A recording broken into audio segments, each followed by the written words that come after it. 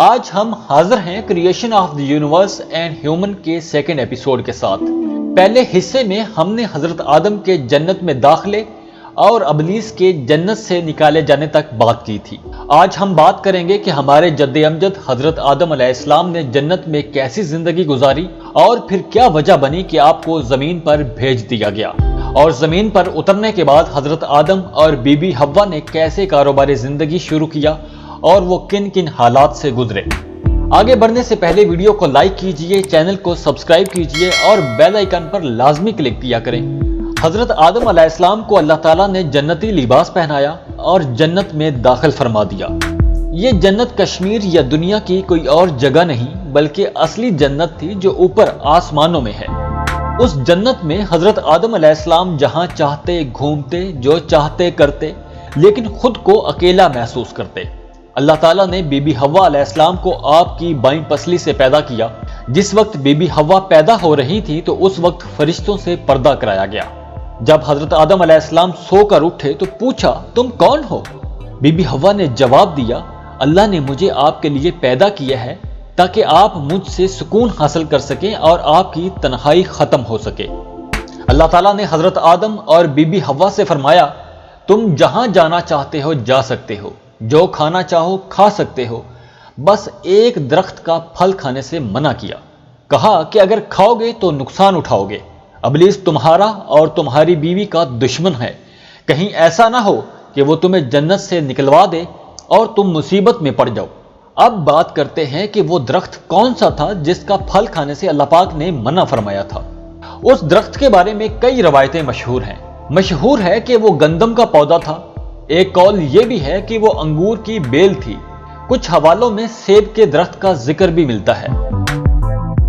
ادھر جنت سے نکالے جانے کے بعد ابلیس کو ایک پل چین نہیں آ رہا تھا۔ ابلیس بہت ذہین بھی تھا۔ اس نے بی بی حوا کو بہکانے کا منصوبہ بنایا۔ اپنے پلان پر کام کرتے ہوئے ابلیس نے بی بی حوا کے دل میں وسوسے ڈالنے شروع کر دیے کہ اس درخت کا پھل کھا لو جس سے اللہ نے منع کیا ہے۔ کھا لو گے تو ہمیشہ ہمیشہ کے لیے جنت میں فرشتوں کی طرح رہ پاؤ گے، ورنہ تم مر جاؤ گے۔ روایت میں ملتا ہے کہ شیطان سانپ کے ساتھ مل کر جنت میں گیا اور سانپ کی صورت میں ان سے بات کی، اللہ کے نام کی قسمیں کھائیں اور قسمیں کھا کھا کر یقین دلایا کہ اللہ نے اس درخت سے شروع میں تمہیں روکا تھا، اور وہ روکا اس لیے تھا کہ اس وقت تمہاری نئی نئی پیدائش ہوئی تھی، تمہارا جسم اسے برداشت نہیں کر سکتا تھا۔ اب ایک عرصہ ہو گیا ہے، اب تم مضبوط ہو چکے ہو، اب اسے کھانے میں کوئی حرج نہیں ہے۔ بی بی حوا شیطان کی باتوں میں آ گئی۔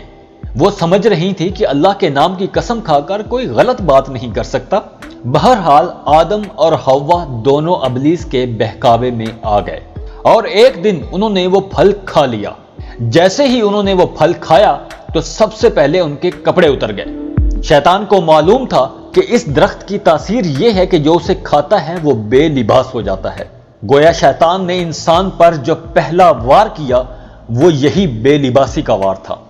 پھر اللہ تعالیٰ کی آواز آئی اور کہا کہ کیا میں نے تمہیں منع نہیں کیا تھا کہ اس درخت کے قریب نہ جانا؟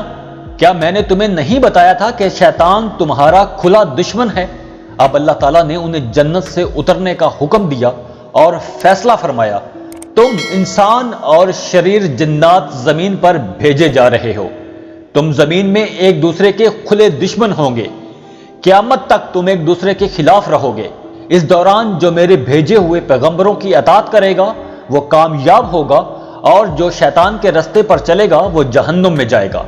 تمہیں ایک وقت تک دنیا میں رہنا ہوگا، فائدے اٹھانے ہوں گے، تم یہیں زندگی بسر کرو گے اور یہیں مرو گے اور یہیں سے ہی دوبارہ اٹھائے جاؤ گے۔ جیسے اس سیریز کی پہلی ایپیسوڈ میں بتایا تھا کہ چارلس ڈارون کی ایولیوشن تھیوری غلط ثابت ہو چکی ہے، اور اب سائنس نے یہ بھی ثابت کر دیا ہے کہ انسان پیدائشی طور پر اس زمین کا باسی نہیں ہے۔ امریکہ کی نارتھ ویسٹرن یونیورسٹی میں انسان کے دنیا میں آنے کے حوالے سے تحقیق کی گئی، جس میں ماہرین اس نتیجے پر پہنچے کہ انسان کی پیدائش اس زمین پر نہیں ہوئی بلکہ وہ کسی دوسرے سیارے سے اس زمین پر بھیجا گیا ہے۔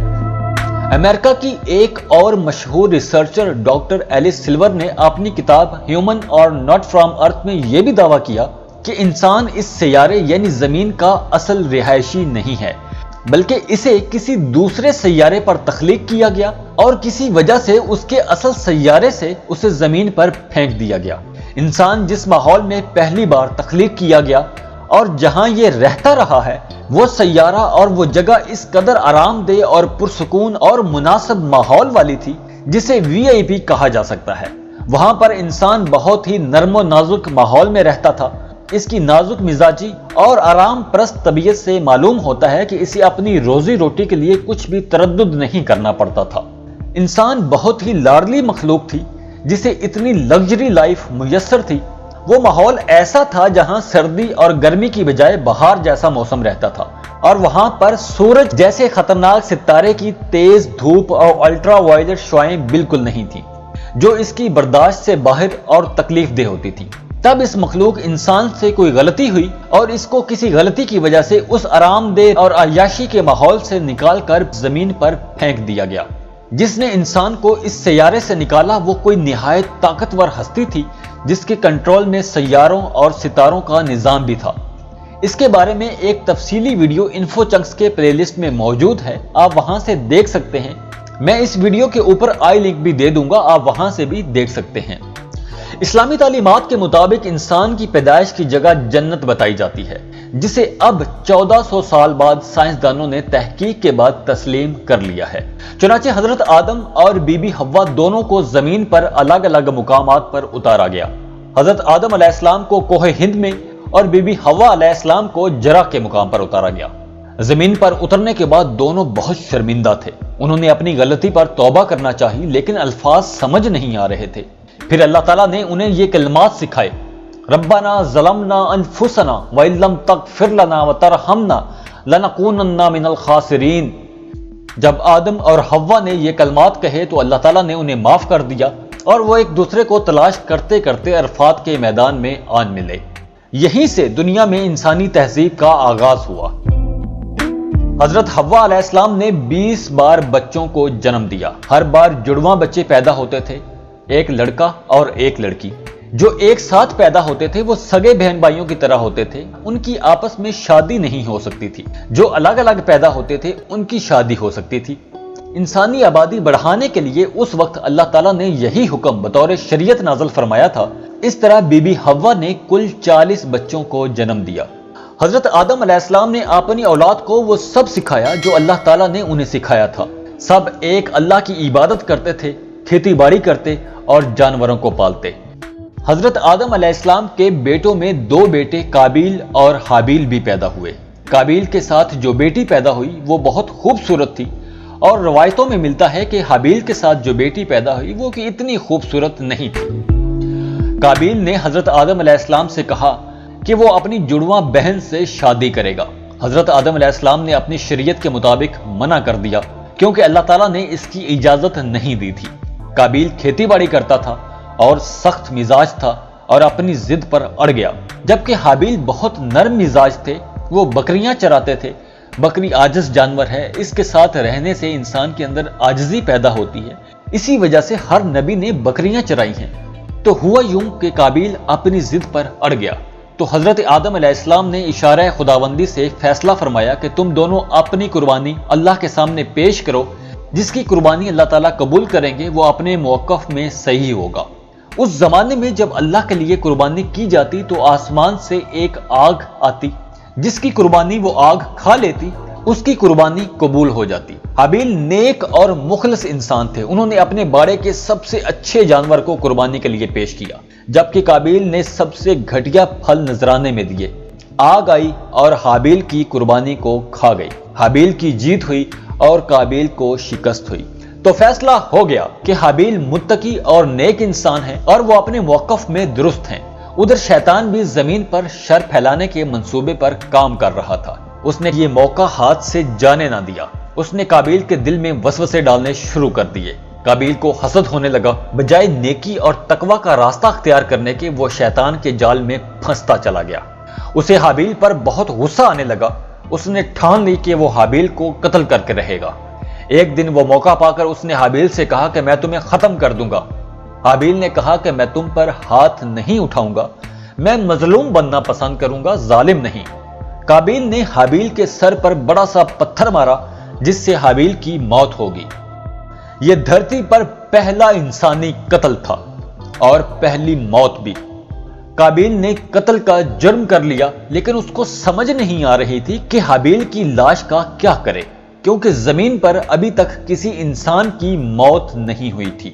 وہ اسی ششو پنج میں تھا کہ اللہ تعالیٰ نے ایک کوے کو زمین پر بھیجا۔ اس کوے نے انسان کو مردہ دفنانے کا طریقہ سمجھایا۔ ایک کوا اپنے ساتھی کو زمین میں گڑھا کھود کر دفنا رہا تھا۔ حابیل یہ منظر دیکھ کر بہت شرمندہ ہوا۔ اس نے دل ہی دل میں سوچا کہ میں تو کوے سے بھی گیا گزرا ہوں، کوا تدفین کا طریقہ جانتا ہے، میں نہیں۔ قابیل نے گڑھا کھودا اور حابیل کو دفن کر دیا۔ اس موقع پر شیطان نے قابیل کو گھر سے بھاگ جانے کی ترغیب دی، کیونکہ اسے یہ خوف تھا کہ اگر قابیل حضرت آدم کے پاس رہا تو کہیں یہ توبہ استغفار کے بعد دوبارہ راہ حق پر نہ آ جائے۔ چنانچہ اس نے قابیل سے کہا کہ اب تجھے تیرے والد زندہ نہیں چھوڑیں گے، تجھے بھی قتل کر دیں گے، تو یہاں سے بھاگ جا۔ قابیل کو پہلے ہی اس بات کا خوف تھا، لہٰذا وہ یمن بھاگ گیا، جہاں اس نے رہنا شروع کر دیا، اور بعد میں اس نے شادیاں بھی کی جس سے اس سے بہت ساری اولاد بھی پیدا ہوئی۔ قابیل نے اپنے والد کے دین حق سے بغاوت کر کے پہلے آتش پرستی شروع کی، پھر شیطان نے اسے پتھر سے بت بنانے کا طریقہ سکھا دیا۔ یوں قابیل اور اس کی اولاد نے ایک اللہ کو چھوڑ کر بت پرستی شروع کر دی۔ دنیا میں قتل و غارت، حسد و فساد اور بت پرستی کی بنیاد قابیل نے ہی رکھی تھی۔ ادھر حضرت آدم علیہ السلام کو جب حابیل کے قتل کے بارے میں پتہ چلا تو آپ کو بہت صدمہ پہنچا۔ حضرت آدم علیہ السلام کی عمر 1000 برس تھی۔ اپنی عمر کے 40 سال آپ نے حضرت داؤد علیہ السلام کو دینے کا کہا تھا، اس لیے آپ کا انتقال 960 برس کی عمر میں ہونے والا تھا۔ جب حضرت آدم علیہ السلام 960 سال کے ہو گئے تو بچوں سے کہا کہ مجھے جنت کے پھل کھانے کی خواہش ہو رہی ہے۔ سارے بچے ادھر ادھر پھیل گئے اور پھل ڈھونڈنے لگے۔ راستے میں ان کو موت کے فرشتے ملے جو انسانی شکل میں تھے۔ انہوں نے کہا کہ واپس جاؤ، حضرت آدم علیہ السلام کی موت کا وقت قریب ہے۔ فرشتوں نے حضرت آدم علیہ السلام کی روح قبض کی، غسل دیا، خوشبو لگائی اور دفنا دیا۔ ہمارے جد امجد حضرت آدم علیہ السلام کی موت کے بعد حضرت شیست علیہ السلام کے سر پر نبوت و خلافت کا تاج سجایا گیا۔ حضرت آدم علیہ السلام کی وفات کے 1 سال بعد حضرت حوا کا بھی انتقال ہو گیا۔ بعض مورخین کے مطابق آپ کی قبر سعودی عرب میں مسجد خفیف کے صحن میں ہے، اور بعض کے مطابق آپ کی قبر سری لنکا میں موجود ہے، اور بعض مورخین کے مطابق آپ کی قبر عراق میں واقع ہے۔ اب creation of the universe and human کے اگلے ایپیسوڈ میں حضرت آدم کی اولاد کی زندگی اور اس وقت کی تہذیب کے بارے میں بات کریں گے۔ جاتے جاتے ویڈیو کو لائک ضرور کریں اور اپنے دوستوں سے شیئر بھی کیجیے۔